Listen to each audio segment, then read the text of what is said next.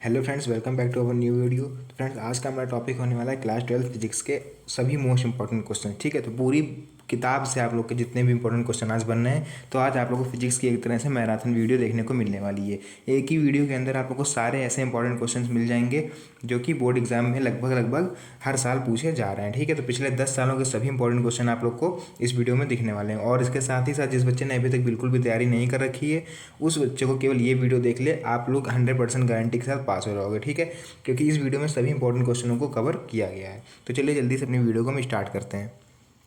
देखिए, यहाँ पर पहला क्वेश्चन आपको दिख रहा होगा कि वैद्युत क्षेत्र की तीव्रता की परिभाषा तथा इसका मात्रक लिखिए। ठीक है, तो फर्स्ट चैप्टर से हमने बिल्कुल स्टार्ट करा है। पहला चैप्टर है जैसा कि मेरा वैद्युत क्षेत्र, तो हम पहले चैप्टर से यहाँ पर बात करेंगे। तो देखिए, यहाँ पर वैद्युत क्षेत्र की तीव्रता की परिभाषा एवं इसका मात्रक हमको लिखना है।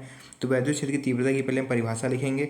देखिए, क्वेश्चन के हिसाब से बिल्कुल चलना है। ठीक है, अगर तीव्रता की परिभाषा पहले पूछ रहा है तो आपको पहले परिभाषा लिखनी है, सूत्र मात्रक बाद में कह रहा है तो आपको उसके बाद में मात्रक लिखना है। ठीक है, तो देखिए, सबसे पहले हम इसकी परिभाषा कैसे लिखेंगे कि वैद्युत क्षेत्र में एकांक परीक्षण आवेश पर लगने वाले वैद्युत बल को ही हम लोग क्या बोलते हैं, वैद्युत क्षेत्र की तीव्रता कहते हैं। इसे किससे रिप्रेजेंट करते हैं हम लोग, ई से इसको रिप्रेजेंट करा जाता है। जैसे कि ई आपको जो है यहाँ पर दिख रहा होगा। ठीक है, तो इसका कहने का मतलब क्या है कि वैद्युत क्षेत्र में एकांक परीक्षण आवेश पर लगने वाले वैद्युत बल को, ठीक है, ये मान लिया हमारा कोई वैद्युत क्षेत्र है। ठीक है, इसमें हमारे क्या रखे हुए हैं, ये सब आवेश अंदर रखे हुए हैं। तो ये कह रहे हैं कि किसी एक आवेश पर लगने वाला बल जो होता है उसी को हम लोग बोलते हैं यहाँ पर वैद्युत क्षेत्र की तीव्रता। जो इलेक्ट्रिक फोर्सेस पे लग रहा है उसी को हम लोग यहाँ पर वैद्युत क्षेत्र की तीव्रता बोलेंगे, जिसका यहाँ पर फॉर्मूला हो जाएगा E=F/Q। मतलब कि E यहाँ पर आपका क्या हो जाएगा, वैद्युत क्षेत्र। F आपका जो ऊपर वाला ये पार्ट है इसको हम लोग बोलेंगे फोर्स, और नीचे वाला पार्ट जो है इसको हम लोग बोलेंगे आवेश। E=F/Q। मात्रक इसका देख लेते हैं, मात्रक क्या होगा इसका यहाँ पर।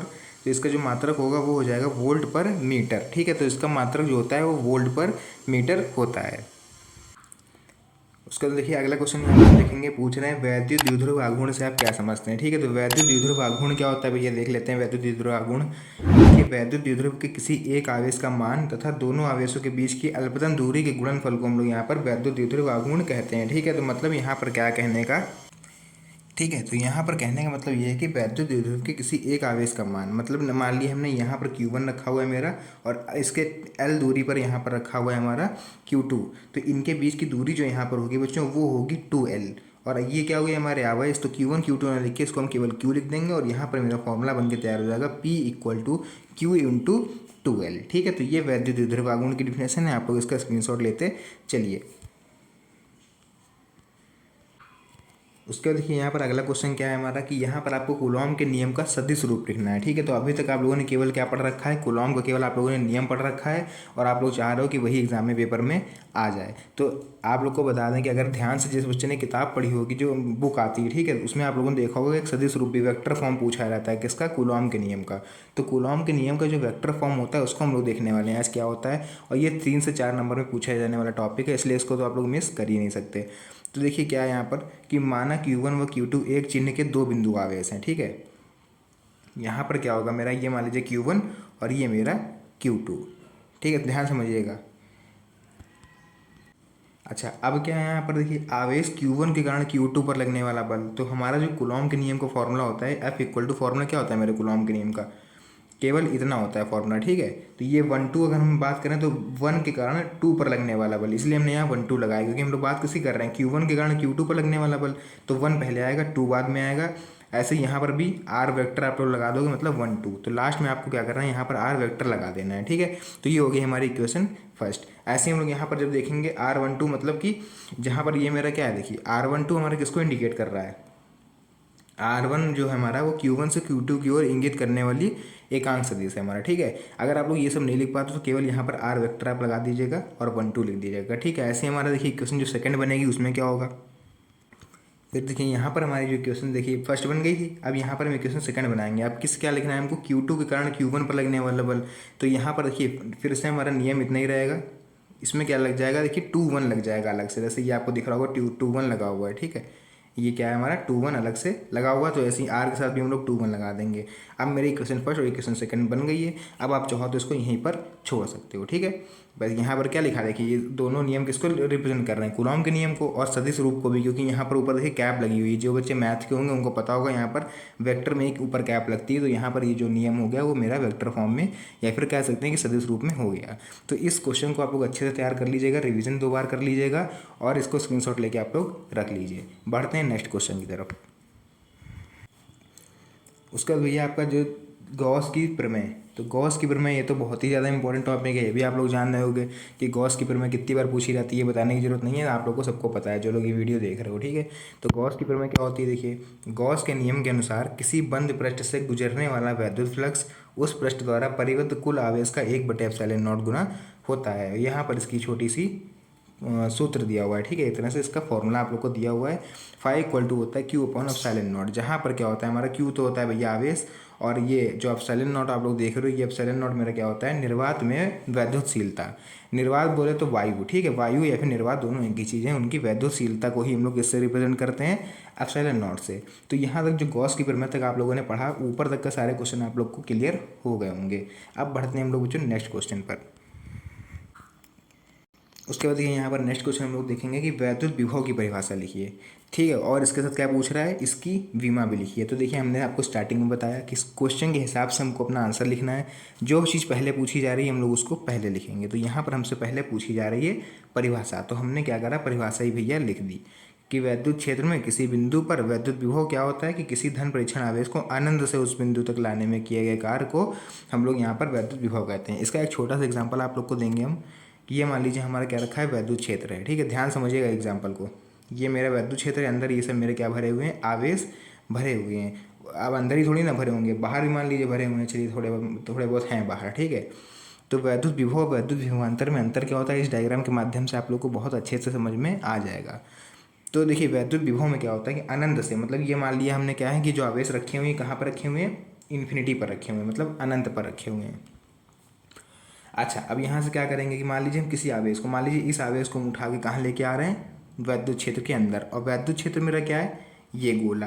तो वैद्युत क्षेत्र के अंदर लेके आए, तो अनंत से मतलब यहाँ से यहाँ तक लाने में जो कार्य किया गया, जो ऊर्जा नष्ट हुई, उसी को यहाँ पर हम लोग बोल रहे हैं वैद्युत विभव।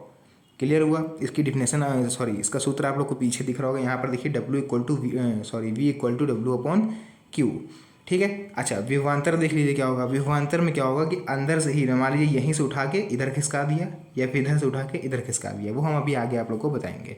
फिलहाल वैद्युत विभव आप लोग को क्लियर हुआ कि अनंत से मान लीजिए किसी भी आवेश को उठा के वैद्युत क्षेत्र के अंदर तक लाने में किए गए कार्य को हम लोग वैद्युत विभव कहते हैं। क्लियर हुआ। इसकी विमा देख लीजिए आप लोग, विमा क्या होती है, ml2T-3A-1 इसकी विमा होती है। तो फिर मोस्टली इसकी विमा नहीं पूछी जाती है, आप लोग से केवल डिफिनेशन पूछी रहेगी और इसका फॉर्मूला पूछा जा सकता है। तो ये दोनों चीज़ें आप लोग याद रखिएगा। डायमेंशन जो होती हैं, विमा होती हैं, वो इतने ज़रूरी नहीं है।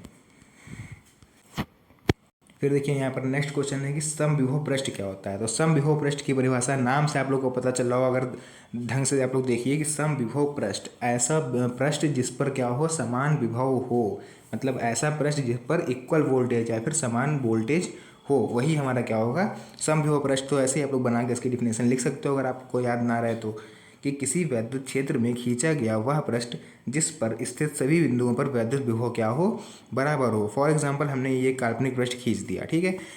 अब इसमें क्या है, देखिए जो विभव इधर लग रहा होगा वही विभव यहाँ लग रहा होगा, वही विभव यहाँ लग रहा होगा, और सेम विभव यहाँ पर लग रहा होगा, ठीक है, और वही वोल्टेज यहाँ पर लग रहा होगा। मतलब ऐसा पृष्ठ जिस पर सभी किसी भी कोने पर अगर हम चेक करें मीटर लगा के, वोल्ट मीटर लगा के, तो हमारा जो वोल्टेज है, जो विभव है, वो इक्वल आना चाहिए बिल्कुल। उसी पृष्ठ को हम लोग क्या बोलेंगे बच्चों, समविभव पृष्ठ, ठीक है।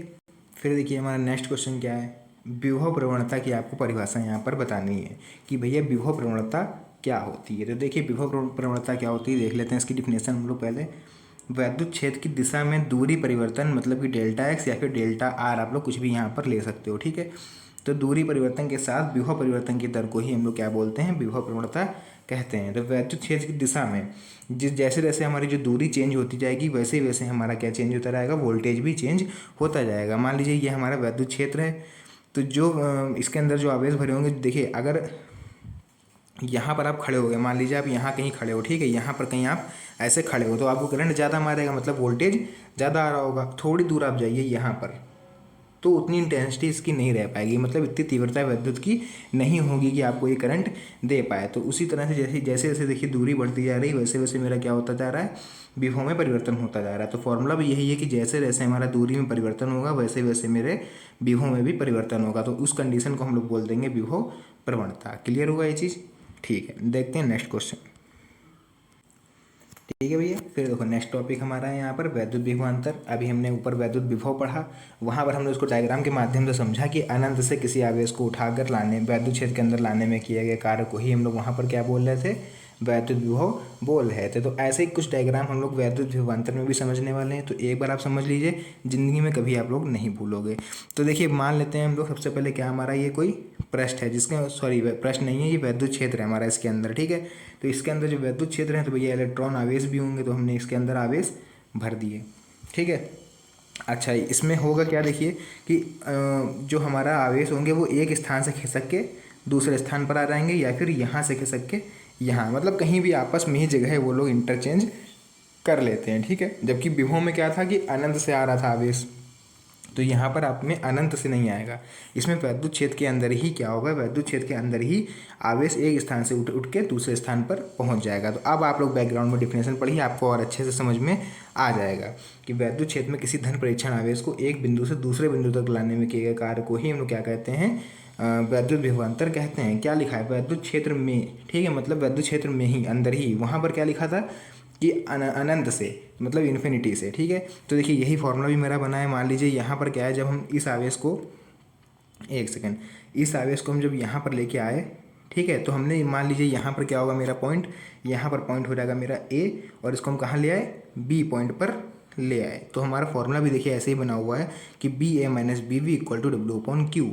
विभव में क्या था, केवल वी इक्वल टू, विभव में जो था बच्चों यहाँ पर केवल वी लिखा हुआ था, आप लोग ध्यान से देखिए, V equal to W upon Q. यहाँ पर V A minus B V इसलिए लिखा हुआ है क्योंकि हम लोग खिसका रहे हैं आवेश को। ध्यान समझिए आप लोग बात को, आवेश को हम लोग क्या कर रहे हैं, एक पॉइंट से ऐसे यहाँ से उठा के यहाँ पर लेके जा रहे हैं। ठीक है, तो बी ए हो गया पहला, और जहाँ पहुँच रहा है वो हो गया मेरा वी बी। ठीक है, तो अब हमारी समस्या आप लोग को वैद्युत विभवांतर में कोई भी दिक्कत नहीं होगी, आराम से आप लोग बना के उसको लिख सकते हो। तो यहाँ तक हमारा पूरे क्वेश्चन क्लियर हो गए। फिर देखिए नेक्स्ट हम लोग देखेंगे मुक्त इलेक्ट्रॉनों के अनुगमन वेग से आप क्या समझते हैं, मतलब कि अनुगमन वेग क्या होता है, सीधी तरह से आप लोग से ये पूछा गया है। तो यहाँ पर बच्चों आप लोग को केवल अनुगमन वेग की डिफिनेशन आप लोग को यहाँ पर लिख देनी है। ठीक है, फॉर्मूला कुछ नहीं पूछा गया, तो ज़बरदस्ती आपको वहाँ पर नहीं लिखना है। पता चला पूछा नहीं गया, आपने लिख दिया और थोड़ा भी गलत हुआ तो वहाँ पर नंबर कटने के चांसेस जो है वो बन जाते हैं। तो इसका फॉर्मूला सीधे हम लोग, सॉरी डिफिनेशन सीधे देखते हैं क्या होता है इसका। तो डिफिनेशन देख लेते हैं इसकी। देखिए, जब किसी चालक तार के सिरों के बीच विभवांतर उत्पन्न किया जाता है। ठीक है, जब किसी चालक तार के, मान लीजिए यही जो हमने लिखा है ऊपर, यही मेरा क्या है, ये चालक तार है, तो इसका एक सिरा ये हो जाएगा और एक सिरा ये हो जाएगा। ठीक है, जहाँ आप ए बी नाम दे दीजिए, कुछ भी नाम दे दीजिए, तो यही हमारा तार है। और डिफिनेशन क्या करिए, ध्यान से देखिए, किसी चालक तार के सिरों के बीच विभवांतर, मतलब इसके और इसके बीच जो विभवांतर उत्पन्न किया जाता है, तो तार में एक विद्युत क्षेत्र उत्पन्न हो जाता है। ठीक है भैया, जहाँ पे वोल्टेज होगा वहाँ पर क्या होगा, हमारा विद्युत क्षेत्र होगा, क्योंकि वोल्टेज और करंट के बिना कहाँ है कि विद्युत, फिर है ना, तो वही तुम्हारा होता है विद्युत क्षेत्र, जहाँ पर वोल्टेज और करंट दोनों हो। ठीक है, हम इनकी बात मान ले रहे हैं, तो तार में एक विद्युत क्षेत्र उत्पन्न हो जाएगा। ठीक है, जिससे क्या होगा, मुक्त इलेक्ट्रॉन विद्युत क्षेत्र के विपरीत दिशा में गति करने लगते हैं। अच्छा देखिए, वैद्युत क्षेत्र के विपरीत दिशा में गति करने लगते हैं। अच्छा, अब ये कैसे पता चलेगा कि भैया वैद्युत क्षेत्र कैसे गति करता है, कोई स्पीडोमीटर तो है नहीं उसका स्पीड जो नाप लें। तो एक चीज़ ध्यान रखिए यहाँ पर आप लोग कि वैद्युत क्षेत्र हमेशा, आवेश जो होता है वो प्लस से माइनस की तरफ मूव करता है, मतलब प्लस से माइनस की तरफ हमेशा गति करता है। कौन, वैद्युत, इलेक्ट्रिसिटी जो होती है वो प्लस से माइनस की ओर चलती है। तो इसमें क्या होगा इस केस में कि इसमें उल्टा चलेगी, लिखा है ना पीछे देखिए कि विपरीत दिशा में नियत वेग से गति करते हैं। तो यहाँ पर क्या होगा, उल्टा हो जाएगा, यहाँ पर माइनस से प्लस की ओर करंट चलने लगेगी। तो उसी कंडीशन को हम लोग यहाँ पर बोलते हैं अनुगमन वेग। ठीक है, नेक्स्ट क्वेश्चन यहाँ पर बच्चों क्या है कि वैद्युत धारा और अनुगमन वेग के बीच में आप लोग को संबंध बताना है। तो क्या संबंध होता है, क्या रिलेशन होता है हमारा वैद्युत धारा और अनुगमन वेग के बीच में। तो देखिए यहाँ पर क्या लिखेंगे, सीधे से एक लाइन आपको लिखनी है कि वैद्युत धारा तथा अनुगमन वेग के बीच में संबंध। जो संबंध होता है सीधे लिखिए, I = NE/V/D। किसको किससे रिप्रेजेंट करा गया है, एन को रिप्रेजेंट करा गया यहाँ पर प्रति एकांक आयतन में मुफ्त इलेक्ट्रॉनों की मात्रा से। ई आपको पता ही है यहाँ पर क्या होता है, मेरा इलेक्ट्रॉन पर आवेश। ए हमारा होता है एरिया, तो यहाँ पर ये क्षेत्रफल लिखा हुआ है। और वी डी हमारा क्या हो जाता है, अनुगमन वेग। ठीक है, ऊपर आप लोगों ने पढ़ा होगा कि अनुगमन वेग को हम लोग किससे रिप्रेजेंट करते हैं, वी डी से। ठीक है, फिर देखिए नेक्स्ट जो क्वेश्चन पूछ रहे हैं वो पूछ रहे हैं धारा घनत्व से आप क्या समझते हैं। तो धारा घनत्व देखिए क्या होता है कि चालक के एकांक क्षेत्रफल से प्रवाहित वैद्युत धारा को हम लोग यहाँ पर धारा घनत्व कहते हैं। ठीक है, मतलब चालक के एकांक क्षेत्रफल से प्रवाहित वैद्युत धारा को धारा घनत्व कहा जाता है, जिसका फॉर्मूला यहाँ पर होता है J=I/A। ठीक है, तो मतलब जो फॉर्मूला होता है वो होता है J=I/A। किसको किससे रिप्रेजेंट करा गया यहाँ पर, आई को हमने यहाँ पर प्रदर्शित कराया धारा से, ए फॉर हमारा हो जाएगा क्षेत्रफल, या फिर आप लोग अनुप्रस्थ काट भी लिख सकते हो, और इसका मात्रक यहाँ पर हो जाएगा एम्पियर पर मीटर स्क्वायर। ठीक है, तो यहाँ तक मेरे सारे क्वेश्चंस क्लियर हुए। ठीक है, उसके बाद देखिए अगला क्वेश्चन यहाँ पर है कि अनओमीय प्रतिरोध से आप क्या समझते हैं। तो अनओमीय प्रतिरोध या फिर अनओमीय परिपथ, यहाँ पर अनओमीय परिपथ होना चाहिए था, थोड़ा सा मिस्टेक हो गई, तो यहाँ पे प्रतिरोध लिखा हुआ है, आप लोग परिपथ इसको समझ लीजिए। ठीक है, क्या लिखा हुआ है, अनओमीय परिपथ से आप क्या समझते हैं। तो देखिए अनओमीय परिपथ होता क्या है कि वह प्रतिरोध जो ओम के नियम का पूर्णतया पालन नहीं करते हैं। ठीक है, उन्हें अनओमीय परिपथ कहते हैं। यहाँ पर परिपथ आप लोग कर लीजिएगा। ठीक है, यहाँ पर प्रतिरोध लिख गया है कि वह प्रतिरोध जो ओम के नियम का पूर्णतः पालन नहीं करते वो अनओमीय परिपथ कहलाते हैं, और जो ओम के नियम का पूर्णतः पालन करते हैं वो ओमीय परिपथ कहलाते हैं। ठीक है, जैसे यहाँ पर फॉर एग्जांपल लिखा हुआ है, वैसे वैद्युत बल्ब का तंतु या फिर डायोड बल्ब या फिर डायोड बल्ब होता है, एक तरह से बल्ब नहीं बल्ब। ठीक है, तो अनओमीय प्रतिरोध आप लोग को समझ में आया होगा। उसके बाद देखिए अगला क्वेश्चन यहाँ पर हमारा है कि आवेश की गतिशीलता से आप क्या समझते हैं। तो आवेश की गतिशीलता यहाँ पर क्या होती है, वो हमसे पूछी जा रही है। किसी आवेश वाहक की गतिशीलता वह अनुगमन वेग होती है जो उसके द्वारा एकांक विद्युत क्षेत्र से प्राप्त किया जाता है। तो ये छोटी छोटी डिफिनेशन है, इसमें ज़्यादा हमारे एक्सप्लेन करने लायक कुछ है नहीं, तो इसको आप लोगों को केवल याद करना पड़ेगा। एक लास्ट ऑप्शन है आपके लोगों के पास कि जितना याद हो पाए उतनी आप ऐसी छोटी छोटी डिफिनेशन याद कर लीजिए, ताकि आपको बोर्ड एग्जाम में थोड़ी आसानी हो जाए। ठीक है, तो ये 2-2 नंबर की पूछी जाती हैं, लेकिन एग्जाम में 1 नंबर ही बहुत होता है, आप लोग को पता होगा। तो फिलहाल हम लोग अगले क्वेश्चन की तरफ चलते हैं। हाँ, एक सेकंड, इसका मात्रक देख लीजिए। यहाँ पर मात्रक क्या होता है, मीटर स्क्वायर वोल्ट पर सेकंड इसका मात्रक होता है। ठीक है, गतिशीलता का। फिर देखिए यहाँ पर नेक्स्ट क्वेश्चन है हमारा, किसी चालक के सिरों के बीच विभवांतर तथा मुक्त इलेक्ट्रॉनों के अनुगमन वेग के बीच में संबंध लिखिए। तो ये 3 नंबर में आप लोग से कभी कभी संबंध पूछ लेता है, रिलेशन की, भैया क्या रिलेशन होता है आपको लिखना पड़ेगा। तो वहाँ पर हम लोग यहाँ पर रिलेशन क्या लिखेंगे, देखिए विभवांतर तथा मुक्त इलेक्ट्रॉनों के अनुगमन वेग के मध्य जो संबंध होता है वो होता है VD=EV टॉर्क ml। ठीक है, EV टॉर्क ml, जहाँ पर हमारा VD जो रहेगा वो अनुगमन वेग, M हमारा यहाँ पर आपको एक सेकेंड ml, यहाँ पर क्या L क्या हो रहा है, ये हमारी चालक की लंबाई, M भी इसी में आ गया। ठीक है, उसके बाद यहाँ पर टॉर्क हमारा हो जाएगा शांतिकाल, और V हो जाएगा विभवांतर, जहाँ पर E आपको पता है इलेक्ट्रॉन का आवेश होता है। ठीक है, और यही था हमारा। फिलहाल ज़्यादा इंपॉर्टेंट क्वेश्चन नहीं है, तो इसमें आप लोग ज़्यादा फोकस मत करिएगा। मेरा काम था बताना, ताकि जिन बच्चों को, जो बच्चे आए हैं यहाँ पर केवल रिवीजन करने, जिनका कोर्स कंप्लीट हो चुका है पूरा, वो केवल रिवीजन करने आए, ये क्वेश्चन उन लोग बच्चों के लिए है। बाकी जिन्होंने अभी तक कुछ भी नहीं पढ़ा है, केवल पास होने के उद्देश्य से आप लोग ये वीडियो देख रहे हो, तो ये क्वेश्चन को आप लोग स्किप कर दीजिएगा। नेक्स्ट यहाँ पर क्वेश्चन बन रहा है हमारा, किरचॉफ का धारा का नियम क्या होता है। तो किरचॉफ का धारा का नियम मतलब कि पहला नियम हमसे पूछा जा रहा है। तो हो सकता है यहाँ पर आपसे कभी कभी पूछ ले कि किरचॉफ का पहला नियम बताइए, या फिर किरचॉफ का संधि का नियम क्या होता है। तो ये तीनों ही चीज़ें एक हैं। ठीक है, चाहे पहला नियम पूछे, चाहे धारा का नियम पूछे, चाहे संधि का नियम पूछे, तो आप लोग वहाँ पर यही वाला नियम लिखोगे। क्या होता है, किसी विद्युत परिपथ में किसी भी संधि पर मिलने वाली समस्त धाराओं का बीजगणितीय योग शून्य होता है। ये सभी को पता होगा, इसलिए ज़्यादा इस पर टाइम नहीं वेस्ट करेंगे, बढ़ते हैं नेक्स्ट क्वेश्चन पर। नेक्स्ट क्वेश्चन यहाँ पर क्या है कि किसी धारावाही चालक के लिए बायो-सैवर्ट का नियम, कुल मिला के आपको यहाँ पर बायो-सैवर्ट का नियम बताना है। तो जितने भी नियम वाले क्वेश्चन हैं वो आप लोग को बिल्कुल भी नहीं छोड़ने हैं, क्योंकि नियम वाले क्वेश्चन अधिकतर 4-4 नंबर में एग्जाम में पूछे जाते हैं। तो यहाँ पर क्या लिखेंगे हम लोग, बायो-सैवर्ट के नियमानुसार धारावाही चालक के कारण उत्पन्न चुंबकीय क्षेत्र। तो सीधे आप लोग यहाँ पर ये वाला फॉर्मूला लिख दोगे, ज़्यादा आप कुछ मत करिएगा। और एक डायग्राम होता है इस तरह का, तो आप लोग यहाँ पर इस तरह से एक डायग्राम बनाया जाता है। ठीक है, ये यहाँ पर थीटा होता है, आप लोगों ने पता होगा, यहाँ पर होता है बी। तो फिलहाल अगर आप लोगों को ज़्यादा विस्तार में पढ़ना है तो यहाँ पर साइड में आपको एक इमेज दिख रही होगी, तो यहाँ पर देख लीजिए नीचे, यहीं आपको एक थंबनेल दिखाई दे रहा होगा, इस थंबनेल को देख के आप जाइए मेरे चैनल पर विजिट करिए और वहाँ पर जो है आपको बायो सेवर्ट का नियम बहुत ही अच्छी तरह से समझा दिया गया है। आप लोग वहाँ पर सारे नियम समझ सकते हो, ठीक है। चाहे वो फिर वो व्हीटस्टोन ब्रिज हो, किरचॉफ का नियम हो, एम्पियर का परिपथीय नियम हो, या फिर बायो सेवर्ट का नियम, कुछ भी पढ़ना है A to Z आप लोग को मेरे चैनल पर ही सारे नोट्स अवेलेबल मिल जाएंगे। तो बढ़ते हैं हम लोग नेक्स्ट क्वेश्चन की तरफ। फिर हम लोग यहाँ पर देखेंगे एक समान चुंबकीय क्षेत्र से क्या तात्पर्य है, उदाहरण भी दीजिए। तो एक समान चुंबकीय क्षेत्र मतलब क्या होता है, जिस क्षेत्र में चुंबकीय बल रेखाएं समांतर व समदूरस्थ हों वहाँ पर क्या होगा, एक समान चुंबकीय क्षेत्र होगा भैया। जहाँ पर जो चुंबकीय रेखाएं होंगी हमारी बल रेखाएं मान लीजिए ऐसे चल रही बिल्कुल पैरेलल, तो हमारा क्या होगा, एक समान चुंबकीय क्षेत्र तो होगा मेरा। तो बस यही आपको लिखना है, एक एग्जाम्पल लिख देना है, लंबी धारावाही परिनलिका के केंद्र पर चुंबकीय क्षेत्र एक समान होता है, ठीक है। बढ़ते हैं अपने नेक्स्ट क्वेश्चन पर। फिर देखिए यहाँ पर नेक्स्ट क्वेश्चन हमारा है एम्पियर का परिपथीय नियम क्या होता है। तो अभी हमने जस्ट आपको बताया कि हमने अलग से वीडियो बना रखी है, आप लोग जाइए विस्तार से पूरा नियम पढ़िए क्या होता है एम्पियर का परिपथीय नियम, पूरी डेरिवेशन आप लोग को वहाँ पे कराई गई है, पूरा कैसे निगमन होता है सूत्र का वहाँ पर सारा आप लोग को समझाया गया है। तो फिलहाल यहाँ पर देख लीजिए छोटा छोटा थोड़ा बहुत यहाँ पर बता दे रहे हैं आप लोग को। एम्पियर के नियम के अनुसार किसी बंद परिपथ की सीमा के अनुदिश चुंबकीय क्षेत्र बी का रेखीय समाकलन क्या होता है, पथ द्वारा घिरी नेट धारा आई का आई नॉट गुना होता है। तो यहाँ पर सीधे आप लोग कोई ये सब अगर डिफिनेशन नहीं लिख पा रहे हैं तो उस केस में केवल एक ही ऑप्शन बचेगा कि आप ये फॉर्मूला लिख दीजिए। तो हो सकता है अगर 3-4 नंबर में क्वेश्चन दिया हो तो वहाँ पर 1 या 2 नंबर आप लोग को फॉर्मूला लिखने का वो दे देगा, लेकिन ध्यान रहे फॉर्मूला जब लिखना है जब आप लोग को थ्योरी ना याद आ रही हो, ठीक है। तो क्योंकि फ़ायदा कि फिर 4 नंबर क्वेश्चन में आप 1 नंबर पाओगे, अगर थ्योरी लिख दोगे तो हो सकता है 4 में 3 नंबर दे दे, 4 में 4 दे दे अगर आपने सही लिखा है तो, ठीक है।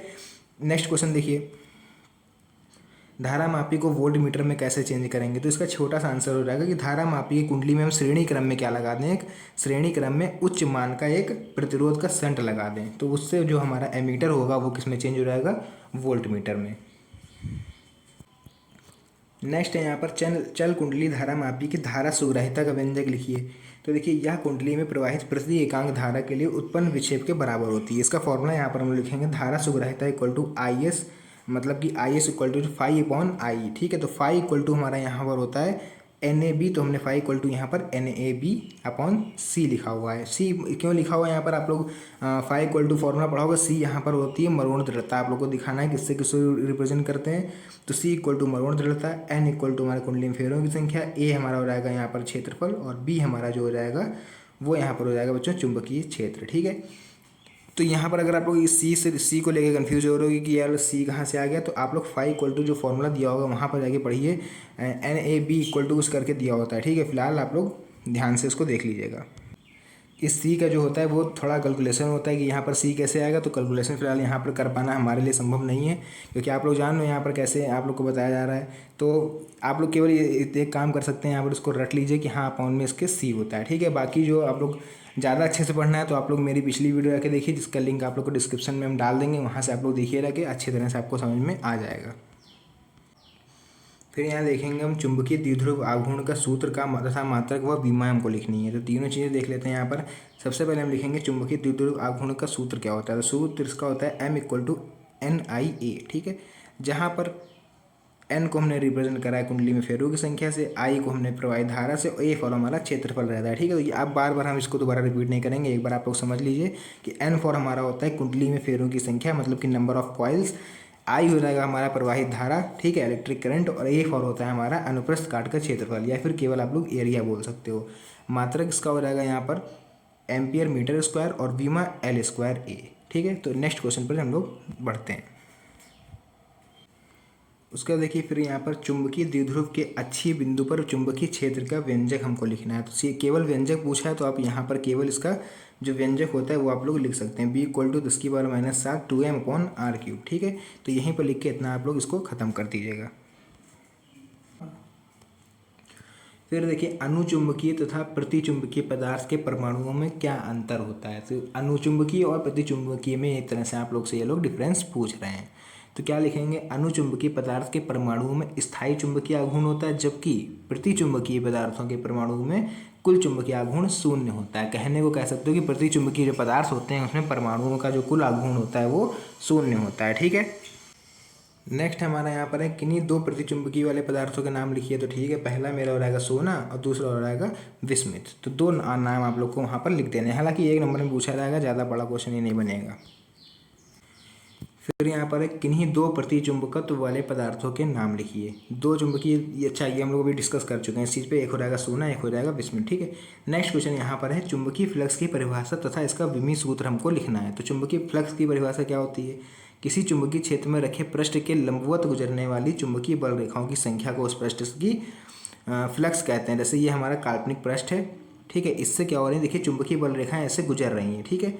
तो ये लंबवत गुजर रही हैं, तो लंबवत अगर हम लोग इस तरह से ऐसे देखें यहाँ पर, तो यहाँ पर हमारा क्या मिल रहा है, ये लंबवत गुजर रही हैं, ठीक है। अगर आप फ़ोन को थोड़ा रोटेट करके देखिए तो यहाँ पर हमारा क्या होगा, लंबवत हो जाएगा। तो मेरा बेस क्या हो लगा, आधार ये हो जाएगा, तो एक तरह से लंबवत हो रही है, ठीक है। तो इन्हीं रेखाओं की संख्या को, जितनी भी यहाँ से गुजरेंगी ऐसे करके, इन्हीं रेखाओं की संख्या को यहाँ पर चुंबकीय फ्लक्स कहा जाएगा, ठीक है। इसकी विमा क्या होती है, विमा देख लीजिए यहाँ पर, विमा होती है ml² T-2a-1। नेक्स्ट है यहाँ पर वैद्युत चुंबकीय प्रेरण में लेंज का नियम क्या है। तो भैया लेंज का नियम क्या होता है, देखिए किसी परिपथ में प्रेरित विद्युत वाहक बल या फिर प्रेरित धारा की दिशा सदैव उस कारण का विरोध करेगी जिससे कारण वह स्वयं उत्पन्न हुई होती है। तो मतलब जिस कारण उत्पन्न होती है धारा, उसी कारण का ये विरोध करती है, उसी को हम लोग बोलते हैं लेंज का नियम। अच्छा, एक नंबर में क्वेश्चन बन सकता है कि लेंज का नियम किसके संरक्षण पर आधारित है। फॉर एग्जाम्पल आपको दिए होंगे वहाँ पर आवेश, ऊर्जा, बल या फिर आघूर्ण, या फिर इनमें से कोई नहीं। चौथा ऑप्शन आपको दिया होगा इनमें से कोई नहीं। तो आप लोग वहाँ पर हमेशा ऊर्जा पे टिक करोगे। तो लेंज के नियम किसके संरक्षण पर आधारित होता है, ऊर्जा संरक्षण के नियम पर। फिर देखिए यहाँ पर नेक्स्ट क्वेश्चन, स्वप्रेरकत्व की परिभाषा लिखिए। स्वप्रेरकत्व क्या होता है, तो किसी कुंडली का स्वप्रेरण गुणांक अथवा स्वप्रेरकत्व, मतलब ध्यान दीजिएगा यहाँ पर स्वप्रेरण गुणांक या फिर स्वप्रेरकत्व दोनों की बात एक ही होती है। उस प्रेरित विद्युत वाहक बल के संख्यात्मक मान के बराबर होता है जो कि उसी कुंडली के धारा परिवर्तन की दर एकांक होने पर उत्पन्न होता है। मात्रक यहाँ पर इसका लिखा हुआ है हेनरी। तो भैया थोड़ा सा बड़ी डेफिनेशन है, लेकिन इसको अच्छी तरह से आप लोग याद कर लीजिएगा क्योंकि टाइम अभी भी बहुत है देखा रहा है, क्योंकि 4 मार्च को आपका फिजिक्स का पेपर है। अभी भी अगर आप देखिए तो आपके पास यहाँ पर 15 से 16 दिन आपके पास अभी भी बचे हुए हैं। उसका देखिए नेक्स्ट यहाँ पर हमसे पूछ रहा है प्रेरित धारा ज्ञात करने के लिए फ्लेमिंग के दाएं हाथ का नियम का आप लोग को यहाँ पर लिखना है। तो भैया फ्लेमिंग का दाएं हाथ का नियम वैसे तो हाई स्कूल में है, लेकिन इंटर में जहाँ तक ये कॉन्सेप्ट आप लोग अगर यूपी बोर्ड से हो तो शायद यूपी बोर्ड में ये कॉन्सेप्ट नहीं है, ठीक है। लेकिन हाँ अदर बोर्ड में शायद हो सकता है हो, तो इसको देख लेते हैं क्या होता है। फ्लेमिंग के दाएं हाथ के नियमानुसार यदि हम दाएं हाथ की अंगूठा और उसके पास वाली दोनों उंगलियों को एक दूसरे के लंबवत फैलाएं, ठीक है, तो यदि पहली उंगली चुंबकीय क्षेत्र की दिशा को तो अंगूठा चालक के चलने की दिशा को प्रदर्शित करेगा। इसको आप लोग स्क्रीनशॉट ले लीजिए, आराम से पढ़िएगा। फिलहाल इसमें समझाने वाला कुछ नहीं है जो हम आप लोग को प्रैक्टिकली बता सकें।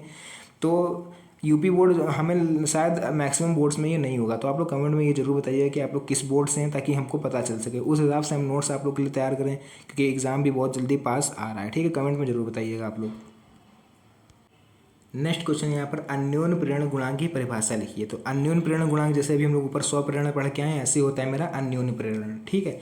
क्या होता है अन्योन्य प्रेरण, जिसको इंग्लिश में हम लोग म्यूचुअल इंडक्शंस बोलते हैं, म्यूचुअल इंडक्शंस, ठीक है। देखिए किन्हीं दो कुंडलियों के बीच अन्योन्य प्रेरण गुणांक अथवा अन्योन्य प्रेरकत्व संख्यात्मक रूप से किसी एक कुंडली में चुंबकीय फ्लक्स ग्रंथिकाओं के, ठीक है। ये ज़्यादा बड़ा हो गया, थोड़ा आप लोग स्क्रीनशॉट लीजिए, इसको आराम से पढ़िएगा, ठीक है, क्योंकि फिर टाइम ज़्यादा लंबी वीडियो रहेगी तो आप लोग को भी देखने में फिर बोरियत महसूस होगी। नेक्स्ट क्वेश्चन यहाँ पर वैद्युत चुंबकीय स्पेक्ट्रम में सबसे अधिक तथा कम तरंगदैर्घ्य वाली तरंगों के नाम बताइए। तो देखिए यहाँ पर क्या है, सबसे अधिक तरंगदैर्घ्य की तरंगें जो होती हैं, सबसे जिसका मैक्सिमम तरंगदैर्घ्य होती है वो होती है मेरी रेडियो तरंगें, और सबसे कम जिनकी होती है वो होती है मेरी गामा किरणें। क्लियर हुआ। नेक्स्ट क्वेश्चन देखिए यहाँ पर वैद्युत चुंबकीय तरंगों के स्पेक्ट्रमों की आवृत्ति को बढ़ते क्रम में लिखिए। तो बढ़ते हुए क्रम में लिखिए, मतलब जो पहले लिखी रहेगी वो सबसे छोटी होगी, ठीक है। तो मतलब रेडियो तरंगें सबसे छोटी, फिर माइक्रो, फिर अवरक्त, फिर दृश्य, ऐसे करते करते करते करते गामा किरणें। तो सबसे बड़ी जो आवृत्ति, मतलब सबसे जो ज़्यादा आवृत्ति की तरंग होगी वो होगी मेरी गामा किरणों की, ठीक है। इसको आप लोग ऐसे देख लीजिए। बढ़ते हैं हम लोग अब तो नेक्स्ट क्वेश्चन पर। नेक्स्ट क्वेश्चन देखिएगा, उसके बाद पराबैंगनी किरणों के किन्हीं दो उपयोगों को लिखिए। जो 2022 में पूछा गया है कि अल्ट्रा वायलेट रेज जिसको हम लोग बोलते हैं, पराबैंगनी किरणों के क्या यूज़ होते हैं। तो पहला यूज़ देखिए यहाँ पर क्या होगा हमारा, उंगलियों के निशानों को पता लगाने के लिए। जो उंगलियों के निशान होते हैं हमारे शरीर से, आप बायोमेट्रिक बोल सकते हो, या फिर फोरेंसिक टीम आप लोगों ने देखा हो कहीं पर मैटर वगैरह हो रहता है तो वहाँ पर उंगलियों के जाँच के नमूने लिए जाते हैं, ठीक है, जिससे वहाँ पर पता चलता है। तो वहाँ पर यूवी रेस का ही यूज़ किया जाता है। फिर यहाँ पर क्या है, नकली दस्तावेजों को पता करने में, ये तो सबसे फेमस, ये तो हर बच्चा करता होगा। तो सबसे पहले देखिए 500 का नोट हमारे पास आता है तो हम लोग उसको क्या करते हैं, सबसे पहले उसको क्या करते हैं, बताइए आप लोग। सबसे पहले उसको हम लोग क्या करते हैं, जेब में नहीं रखते हैं, नहीं जेब में नहीं रखते हैं उसको, हम लोग सबसे पहले ऊपर आसमान की तरफ ले जाते हैं भैया कि नीले जो पट्टी होती है उसमें गांधी जी के बगल में, कि नीली से वो बैंगनी हुई कि नहीं हुई। अगर बैंगनी नहीं हुई, नीली की नीली रही, तो भैया नोट हम उसको दे देंगे वापस कि हमको नकली नोट पकड़ा रहे हो तुम, ठीक है। लेकिन अगर बैंगनी हो गई तो हमारे यहाँ खट से हमारी जेब में चला रहेगा। तो यही होता है प्रामाणीकरणों का उपयोग। नेक्स्ट क्वेश्चन यहाँ पर अनुनादी आवृत्ति किसे कहते हैं, कि 2017-2023 में पूछा भी गया है। देखिए यहाँ पर कि अनुनादी आवृत्ति क्या होती है। तो देखिए ये सब डिफिनेशन वगैरह अगर आप नहीं भी लिखोगे तब भी चलेगा, लेकिन ये जो यहाँ से डेरिवेशन देख रहे हैं आप लोग, ये लिखना पड़ेगा आपको। तो सबसे पहले हम लिखेंगे एक्सएल इक्वल टू एक्स सी। तो यहाँ पर एक्सएल इक्वल टू होता है ओमेगा एल और एक्स सी इक्वल टू होता है 1/ओमेगा सी। तो एक्सएल की जगह पे हमने ओमेगा एल लिख दिया, इसकी जगह पर 1/ओमेगा सी लिख दिया। अब हमने क्या करा, ओमेगा को ओमेगा के पास भेज दिया और एल को हमने सी के पास भेज दिया। तो यहाँ पर जो मेरा बनेगा वो हो जाएगा ओमेगा स्क्वायर और 1/एल सी। तो यहाँ तक आप लोग याद रखिए, 1 ओमेगा स्क्वायर इक्वल टू 1/एल सी, ठीक है। उसके बाद देखिए यहाँ तक मेरा हो गया था ओमेगा स्क्वायर इक्वल टू 1/एल सी। फिर देखिए ओमेगा का स्क्वायर हम भेज देंगे इधर, तो इसके ऊपर पूरे के ऊपर लग जाएगा रूट। हालांकि 1 का रूट 1 ही रहता है, इसलिए रूट केवल नीचे वाले पे लगा रह जाएगा, 1 जो होगा वो मेरा फ्री हो जाएगा। फिर देखिए ओमेगा इक्वल टू मेरा होता है 2πf, तो हमने यहाँ पर लिख दिया ओमेगा इक्वल टू 2πf, और ये इसको हमने ऐसे रहन दिया। फिर क्या करा हमने, केवल f अकेला है तो f को हमने इधर रोक लिया, क्योंकि हमें क्या पता करना था, अनुनादी आवृत्ति। आवृत्ति को इंग्लिश में बोले तो फ्रिक्वेंसी, और फ्रिक्वेंसी को हम लोग डिनोट करते हैं f से, इसलिए हमने f को इधर रोक लिया। बाकी जो फर्जी का ये हमारा 2π है, इसको हमने कहाँ भेज दिया, इधर भेज दिया। तो ये देखिए यही पर जो मेरे बन के तैयार हुई, इसी को हम लोग बोलेंगे अनुनादी आवृत्ति। उसके बाद नेक्स्ट हम लोग देखेंगे यहाँ पर प्रिज्म के पदार्थ के अपवर्तनांक का सूत्र लिखना है, किसका, अल्पतम कोण वाला। तो देखिए यहाँ पर हम लोग का सूत्र यहाँ पर सीधे दिख रहा है, n equal to sine A plus delta M upon 2 sine A upon 2, जहाँ पर ए हमारा किसको रिप्रेजेंट कर रहा है, प्रिज्म कोण को। यहाँ पर नहीं, यहाँ पर एरिया को रिप्रेजेंट नहीं करेगा भैया, यहाँ पर प्रिज्म कोण होगा हमारा ए, ठीक है। और डेल्टा एम हमारा जो रिप्रेजेंट कर रहा है वो विचलन कोण को, और यहाँ पर n मेरा क्या हो जाएगा, ये हो जाएगा भैया हमारा अपवर्तनांक, ठीक है। तो ये हमारा क्लियर हुआ। फिर देखिए उसके बाद यहाँ पर नेक्स्ट हम लोग देखेंगे किसी पतले प्रिज्म द्वारा उत्पन्न विचलन कोण का हमें लिखना है, ठीक है। द्वारा उत्पन्न न्यूनतम विचलन कोण तथा कोणीय विक्षेपण का हमें यहाँ पर सूत्र लिखना है। तो देखिए न्यूनतम विचलन कोण का तो फॉर्मूला सीधे लिखा है, delta M equal to n-1 bracket बाद a, ठीक है। और जहाँ पर a हमारा प्रिज्म कोण है, यहाँ पर लोग देख लीजिएगा किसको किससे रिप्रेजेंट करा गया है। नेक्स्ट यहाँ पर कोणीय विक्षेपण पूछा गया था, तो कोणीय विक्षेपण का होता है theta equal to NV minus NR a। यहाँ पर हमारा जो NV है वो रिप्रेजेंट कर रहा है बैंगनी रंग के लिए अपवर्तनांक, और NR जो है वो लाल रंग के लिए अपवर्तनांक। उसके बाद आप लोग देखोगे यहाँ पर क्रांतिक कोण की भैया परिभाषा क्या होती है। क्रांतिक कोण देखिए सबसे पहले हम आपको एक डायग्राम के माध्यम से बता दें, ये हमारा जो होता है वो आधार होता है, ये होता है हमारा अभिलंब, ठीक है। तो यहाँ से मान लीजिए कोई किरण आई और आने के बजाय यहाँ जाना चाहिए था ऐसे सीधे, लेकिन यह कोई हल्की ऐसे रिफ्लेक्ट हो गई, ठीक है। हल्की रिफ्लेक्ट होने के बाद फिर क्या होगा, देखिए एक सेकंड, हाँ, फिर यहाँ से किरण आएगी मान लीजिए, फिर क्या होगी, जाना चाहिए था उसको सीधे, लेकिन वो कैसे चली गई, ऐसे आ गई इधर। फिर देखिए इसके बाद फिर क्या हुआ, हमारे पास एक समय ऐसा आएगा ऊपर ऊपर बढ़ती बढ़ती वो इसके बराबर आ जाएगी, इसके बराबर, इस लाइन के बराबर आ जाएगी, ठीक है। तो यही देखिए जैसे मान लीजिए ऐसे बराबर आ गई, तो अभिलंब के, ठीक है, अभिलंब और इसके बीच में देखिए जो एंगल क्रिएट हो रहा है यहाँ पर 90 डिग्री का, इसी को हम लोग बोलते हैं क्रांतिक कोण, ठीक है। तो इसकी थोड़ी सी डिफिनेशन हम लोग देख लेते हैं कि जब कोई प्रकाश की किरण सघन माध्यम से विरल माध्यम में प्रवेश करती है तो इसका अधिकांश भाग अपवर्तित हो जाता है, ठीक है, तथा शेष भाग अपरिवर्तित हो जाता है। आपतित किरण अभिलंब से दूर हटती जाती है, जैसे हमने बताया कि दूर हटती जा रही थी। यदि सघन माध्यम में आपतन कोण आई इतना बढ़ाया जाए कि विशेष उपतन कोण के लिए देखिए यहाँ पर क्या है 90 डिग्री देखिए हो जाए, 90 डिग्री लिखा हुआ है, तो वही हमने जो आपको समझाया है डायग्राम, उसी के माध्यम से आप लोग को बना के लिख देना है। उसका नेक्स्ट हम देखेंगे प्रकाश के परावर्तन से क्या तात्पर्य है, कि परावर्तन क्या होता है। तो जब कोई किरण किसी चमकदार तल पर आपतित होती है तो उसी माध्यम में लौट जाती है। जैसे ये हमारा कोई चमकदार शीशा रखा हुआ है, ठीक है, ये हमारा अभिलंब है, ठीक है। तो एक किरण जैसे यहाँ से आई और टकरा के वापस लौट जाए तो उसको हम लोग बोलेंगे परावर्तन। ये एग्जाम्पल आप देख सकते हो कि जिसमें आप लोग शक्ल देखते हो अपनी, शीशा जो होता है उसको आप सूरज के सामने करिए और दूसरे अंधेरे वाले कमरे में उसको रिफ्लेक्ट करिए तो उजेला थोड़ा सा अंधेरे वाले कमरे में चला जाता है। फिर हम नेक्स्ट देखेंगे कि लेंस के प्रकाशिक केंद्र को हमें परिभाषित करना है। तो लेंस का प्रकाशिक केंद्र क्या होता है, कि प्रकाश केंद्र लेंस के मुख्य अक्ष पर स्थित वह बिंदु होता है जिससे होकर जाने वाली प्रकाश की किरण अपवर्तन के पश्चात बिना विसरित हुए सीधे निकल जाती है। जैसे कि ये लेंस होता है हमारा, आप लोगों ने देखा होगा ये लेंस होता है, ठीक है। ये होता है मेरा वो आधार जिसको बोलते हैं, यहाँ वस्तु रखी हुई है, तो एक किरण तो ऐसे टकरा के फिर ऐसे निकलती है, ठीक है, लेकिन एक होती है जो सीधे यहाँ से निकल जाती है ऐसे। तो ये जो पॉइंट होता है इसी को हम लोग बोलते हैं प्रकाशिक केंद्र। यहाँ पे क्या हुआ, अपवर्तन नहीं हुआ। उसका नेक्स्ट क्वेश्चन, एकल गोलीय पृष्ठ पर प्रकाश के अपवर्तनांक के लिए सूत्र लिखिए, प्रकाश के अपवर्तन के लिए सूत्र लिखिए। तो सूत्र आपको लिखना है ये वाला, n/v - 1/u n - 1/r। Representation किसको करा गया है, देखिए u को हमने करा है पृष्ठ से वस्तु की दूरी, v को हमने लिखा है यहाँ पर पृष्ठ से प्रतिबिंब की दूरी, n तो आपको पता ही है कि अब अपवर्तनांक होता है, r होता है मेरा पृष्ठ की वक्रता त्रिज्या, और बस इतना ही था। तो हमने सबको एक सबसे प्रदर्शित कर दिया। तो ये फॉर्मूला आप लोग अच्छी तरह से वहाँ पर लिख दीजिएगा, बोर्ड एग्जाम में आपको फुल नंबर एग्जामिनर दे देगा। ठीक है, बढ़ते हैं नेक्स्ट क्वेश्चन पर। नेक्स्ट क्वेश्चन हमारा है कि किसी लेंस के लिए न्यूटन का सूत्र लिखिए तथा प्रतीकों के अर्थ बताइए। तो न्यूटन का सूत्र देखिए क्या होता है, लेंस की फोकस दूरी के लिए न्यूटन का जो सूत्र होता है वो होता है हमारा यहाँ पर x dash equal to f dash.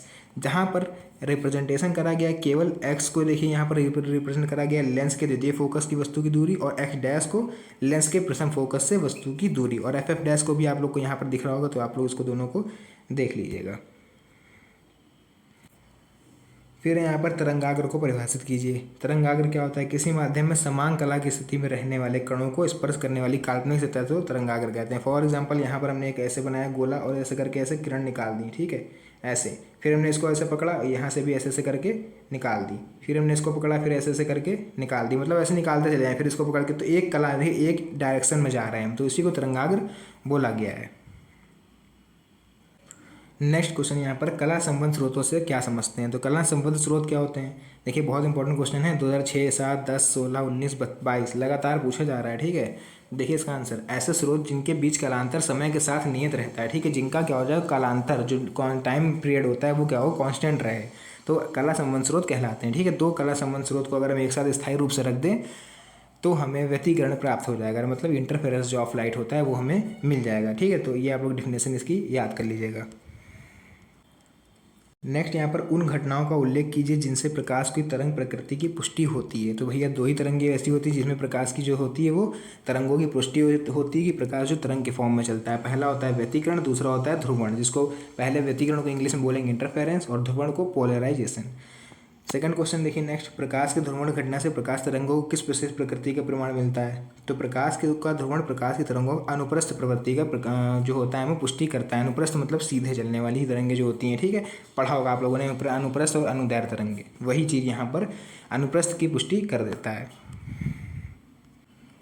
Next question यहाँ पर, देहली आवृत्ति से आप क्या समझते हैं। बहुत ही मोस्ट इंपॉर्टेंट क्वेश्चन 2005, 7 और लगातार 23 तक ये पूछा गया है। तो क्या होती है देहली आवृत्ति, देखिए प्रकाश की वह न्यूनतम आवृत्ति जिसके कारण धातु के पृष्ठ से प्रकाश इलेक्ट्रॉन उत्सर्जित हो सकें। मान लीजिए कोई मेटल रखी हुई है, कोई धातु रखी हुई है, हमें उसमें से क्या करना है, इलेक्ट्रॉन उत्सर्जित कराने हैं। जैसे हीट करो अगर पानी को तो उसमें से देखिए भाप निकलने लगती है। तो ऐसी जो मेटल होती है, धातु होती है, उस पर जो इलेक्ट्रॉनों की बमबारी करी जाती है तो उससे इलेक्ट्रॉन उत्सर्जित होने लगते हैं। तो ऐसी न्यूनतम आवृत्ति जिसको हम उस पर बमबारी भी करा दें और इलेक्ट्रॉन भी उत्सर्जित हो जाए, तो उसी को हम लोग बोलते हैं देहली आवृत्ति। तो देहली आवृत्ति की डिफिनेशन क्या हो रहेगी हमारी, प्रकाश की वह न्यूनतम आवृत्ति जिसके कारण क्या हो, धातु के पृष्ठ से प्रकाश इलेक्ट्रॉन उत्सर्जित होते हैं, देहली आवृत्ति कहलाती है। जैसे अभी हम लोगों ने इसका एग्जाम्पल देखा है, इससे कम आवृत्ति के प्रकाश से धातु से कोई भी प्रकाश इलेक्ट्रॉन उत्सर्जित नहीं होता है। यह क्या है, यही आवृत्ति क्या कहलाती है, एक विशेष आवृत्ति कहलाती है, इसीलिए इसको हम लोग इसको देहली आवृत्ति कहते हैं। उसका देखिए यहाँ पर नेक्स्ट क्वेश्चन हमारा, प्रकाश विद्युत कार्यफलन से हम लोग क्या तात्पर्य है। ये भी बहुत मोस्ट इंपॉर्टेंट क्वेश्चन है, यहाँ पर देखिए कितने साल से पूछा जा रहा है ये। इसका उत्तर हो जाएगा, वह न्यूनतम ऊर्जा जो किसी वस्तु के पृष्ठ से इलेक्ट्रॉन उत्सर्जित करने के लिए आवश्यक होती है। ठीक है, जो पृष्ठ से ऐसी मैक्सिमम एनर्जी जो किसी पृष्ठ से इलेक्ट्रॉन उत्सर्जित कराने में हमारी हेल्प करे, उसी को हम लोग बोलेंगे यहाँ पर विद्युत कार्यफलन, या फिर उस धातु का जो प्रकाश विद्युत कार्यफलन होगा वही उसके बराबर हो जाएगा, किसका, उस ऊर्जा के बराबर हो जाएगा जो ऊर्जा हमारी आवश्यक होगी किसके लिए, इलेक्ट्रॉन उत्सर्जित कराने के लिए। इसका एक छोटा सा यहाँ पर फॉर्मूला लिखा हुआ है, W = hc/λ। ये फॉर्मूला केवल आप लोग को याद कर लेना है। नेक्स्ट क्वेश्चन देखिए यहाँ पर, प्रकाश के विवर्तन से आप क्या समझते हैं। तो भैया विवर्तन क्या होता है, लाइट का देख लेते हैं, डिफ्रैक्शन जिसको इंग्लिश में बोलते हैं हम लोग। जब प्रकाश किरणें किसी पतली स्लिट अथवा किसी तीक्ष्ण अवरोध पर पड़ती हैं, मतलब कि जो पतली स्लिट होती है या फिर तीक्ष्ण अवरोध, मतलब जैसे ब्रेकर होते हैं हम लोग के लिए, ठीक है, तो वे स्लिट अथवा अवरोध के किनारों की ओर आंशिक रूप से मुड़ जाती हैं। देखिए यहाँ पर एग्जाम्पल देखिएगा, जब प्रकाश किरणें किसी, अगर इसको हम थोड़ी देर के लिए भूल जाएँ, ठीक है, तो हमारी डिफिनेशन देखिए क्या है, जब प्रकाश किरणें किसी तीक्ष्ण अवरोध पर पड़ती है। मतलब जैसे हम गाड़ी लेके जा रहे हैं, एकदम से मेरे सामने ब्रेकर आया तो हम लोग क्या करेंगे, ब्रेकर के ऊपर से फंसाएंगे थोड़ी ना, हम लोग हमेशा साइड से निकलने की कोशिश करेंगे। तो वही काम यहाँ पर प्रकाश की किरणें भी करती हैं। तो वे अवरोध के किनारों की ओर आंशिक रूप से मुड़ जाती हैं। ठीक है, प्रकाश तरंगों के इस प्रकार मुड़ने की क्रिया को ही प्रकाश का विवर्तन कहते हैं। तो वहीं पर जो होता है वहाँ पर विवर्तन होता है भैया, कि सीधे जा रहे हो, ब्रेकर आ जाए, हम लोग साइड से निकलने की कोशिश करते हैं, तो वहाँ पर जो मुड़ते हैं हम लोग, उसी को विवर्तन बोला जाता है। तो प्रकाश की लैंग्वेज में अगर यहाँ पर आप देखो तो प्रकाश सीधे आ रहा है, रास्ते में क्या पड़ा, ब्रेकर, साइड से निकलने की कोशिश करेगा, हल्की सी जो मुड़ान आएगी उसी को यहाँ पर विवर्तन बोला जाएगा। बाकी आगे की डिफिनेशन आपके काम की नहीं है, पढ़ना हो पढ़ लीजिए, स्क्रीनशॉट ले लीजिए, कोई दिक्कत नहीं है, आराम से बना पेपर में आप लोग इतना लिख दोगे, नंबर आपको 100% मिल जाएगा। नेक्स्ट क्वेश्चन देख लेते हैं अब। नेक्स्ट क्वेश्चन यहाँ पर भैया, देहली आवृत्ति एवं कार्यफलन में संबंध। तो देहली आवृत्ति और कार्यफलन में क्या संबंध होता है भैया, W equal to H mu, या फिर यहाँ पर आप लोग बोल सकते हो, हाँ एच म्यू, म्यू यहाँ पर लिखा गया है, या फिर इसको आप लोग वी नॉट भी बोल सकते हो, जिसको हम लोग देहली आवृत्ति बोलते हैं। एच मेरा होता है प्लांक नियतांक। नेक्स्ट है, फोटोन की ऊर्जा तथा संवेग में संबंध लिखिए। तो P इक्वल टू E/C होता है इसके फोटोन और ऊर्जा वेग में संबंध। क्लियर हुआ, बाकी किसको किससे रिप्रेजेंट करा गया वो यहाँ पर लिखा हुआ है। नेक्स्ट यहाँ पर देखिए, एम द्रव्यमान के कण के साथ जुड़ी दे ब्रॉगली तरंगदैर्घ्य का मान यहाँ पर लिखना है। तो सिंपल सा एक फॉर्मूला आपको लिखना है, लैम्डा इक्वल टू h/√2m के। बस इतना लिखने के बाद यही होता है मेरी दी ब्रॉगली तरंगदैर्घ्य का फॉर्मूला, और यहीं पर आप लोगों को क्वेश्चन अपना एंड कर देना है। नेक्स्ट यहाँ पर, नाभिक की बंधन ऊर्जा से क्या तात्पर्य है, कि नाभिक की बंधन ऊर्जा क्या होती है। किसी नाभिक की बंधन ऊर्जा वह बाह्य ऊर्जा है जो नाभिक के न्यूक्लियनों को परस्पर अलग अलग करने के लिए आवश्यक होती है। किसी नाभिक की बंधन ऊर्जा जितनी अधिक होगी वह नाभिक उतना ही अधिक स्थायी होगा। जो बंधन ऊर्जा की तरह समझिए, बंधन ऊर्जा जो नाभिक को मजबूती से बांधे रखे, उसी ऊर्जा को हम लोग बोलेंगे बंधन ऊर्जा। क्लियर हुआ, तो ऊर्जा जो बंधन ऊर्जा होगी वो नाभिक के कणों को अलग अलग इतनी जल्दी नहीं होने देगी। ठीक है, मतलब टूटने नहीं देगी, अलग अलग मतलब टाइट तो रखेगी, एक साथ चिपका के तो उनको रखेगी जो कण होंगे, लेकिन अलग उनको टूटने नहीं देगी यहाँ पर। फिर देखिए नेक्स्ट क्वेश्चन यहाँ पर है कि नाभिकीय विखंडन से आप क्या समझते हैं। भैया नाभिकीय विखंडन नाम ही से पता चल रहा है, नाभिक को विखंडन कर देना, मतलब कि उसको तोड़ देना। तो यहाँ पर उसी को नाभिकीय विखंडन कहा गया जब किसी भारी नाभिक पर तीव्रगामी न्यूट्रॉन संघट्ट होते हैं, मतलब संघट्ट मतलब न्यूट्रॉन एकदम से टूट पड़े, तो वह नाभिक लगभग 2 या 2 से अधिक भागों में टूट जाएगा। तो भैया वही हमारा नाभिकीय विखंडन कहलाएगा। ये छोटी सी रिएक्शन दी गई है, आप लोग को याद रहे तो लिख दीजिएगा, नहीं याद रहे तब भी आपके लिए बेस्ट रहेगी, केवल डिफिनेशन लिख दीजिए, अपना काम हो जाएगा। नेक्स्ट यहाँ पर, नाभिकीय रिएक्टर में कौन सी घटना होती है। तो भैया नाभिकीय रिएक्टर में नाभिकीय विखंडन की घटना होती है। नाभिकीय रिएक्टर की सहायता से हम लोग नाभिकीय विखंडन करा सकते हैं। फिर नाभिकीय बल का अर्थ समझाइए। किसी नाभिक के भीतर उपस्थित वे बल जो न्यूक्लियनों के परस्पर बांधे रखते हैं उन्हें ही हम लोग क्या कहते हैं, नाभिकीय बल कहते हैं, जो नाभिकों को क्या करें, परस्पर बांधे रखें। नेक्स्ट क्वेश्चन यहाँ पर देखिए, ठोसों में उपस्थित ऊर्जा बैंडों के नाम लिखिए। तो ठोसों में कौन कौन से ऊर्जा बैंड उपस्थित होते हैं। तो भैया पहला चालन बैंड, दूसरा संयोजी बैंड। नेक्स्ट क्वेश्चन है, एन टाइप व पी टाइप अर्धचालकों में आवेश वाहक कौन होते हैं। तो एन टाइप में जो होते हैं वो मुक्त इलेक्ट्रॉन होते हैं, और पी टाइप में कोटर आवेश वाहक होते हैं। ठीक है, मतलब जो हमारा कहने का मतलब यहाँ पर ये है कि जो एन टाइप में होंगे जो आवेश वाहक वो होंगे मुक्त इलेक्ट्रॉन, और पी टाइप में कोटर। तो कैसी लगी आज की आपको ये महामैराथन वाली वीडियो, पूरा आप लोग का सिलेबस एक तरह से इसमें कवर कर दिया गया। तो ये वीडियो इस तरह से बनाई गई थी कि जिन बच्चों ने बिल्कुल भी नहीं पढ़ा है वो भी अच्छे से पास हो जाए। तो वीडियो अच्छी लगी हो तो मेरी मेहनत के लिए एक लाइक ज़रूर करिएगा, और चैनल पर नए हो तो चैनल को सब्सक्राइब करिए, अपना अपना सपोर्ट दिखाइए ताकि और जल्दी और मेहनत से वीडियो आप लोग के लिए बना सकें। मिलते हैं नेक्स्ट वीडियो में, तब तक के लिए धन्यवाद and best of luck for your exam. Thank you.